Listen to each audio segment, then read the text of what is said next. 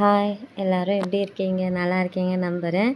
எனக்கு என்னென்னா ஸ்பெஷல் பார்த்திங்கன்னா, எங்களுக்கு ஸ்பெஷல் கிடையாது. இது விருந்துக்கு ரெடி பண்ணது. சட்டியில் வச்ச மீன் குழம்பு. எப்படி இருக்குது சொல்லுங்கள். நான் வைக்கல, ஹஸ்பண்ட் தான் வச்சாங்க.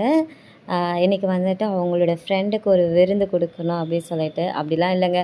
அவரை கேட்டுக்கிட்டாரு எனக்கு மீன் குழம்பு வேணும் அப்படின்னு. அதனால் நாங்கள் வச்சு கொடுத்தோம். அதை தான் நான் இவ்வளோ டீசெண்டாக நாங்கள் விருந்து வச்சோம் அப்படின்னு சொல்லிட்டு சொன்னேன்.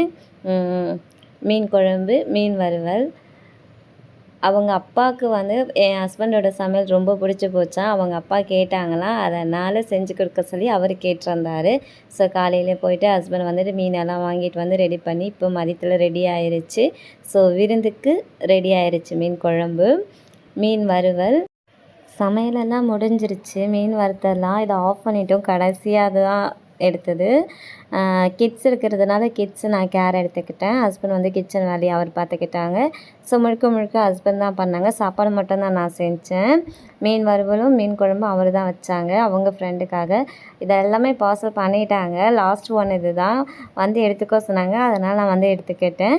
ஸோ இப்போ இதையும் பார்சல் பண்ணிவிடுவாங்க.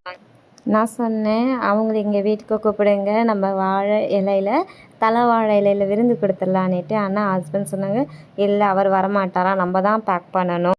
சாதம் இது மட்டும்தாங்க நான் வடித்தேன். எனக்கு கிட்ஸ் இருக்கிறதுனால அதையும் நான் மென்ஷன் பண்ணிக்கிறேன்.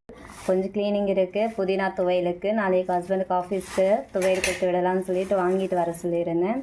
ஸோ இதை வந்து அடுத்த கட்டமாக இதுதான் நம்மளோட வேலை. கொஞ்சம் இஞ்சிலாம் வாங்கிட்டு வந்தாருந்தாங்களா, அது கழுவி வச்சுருக்கேன்.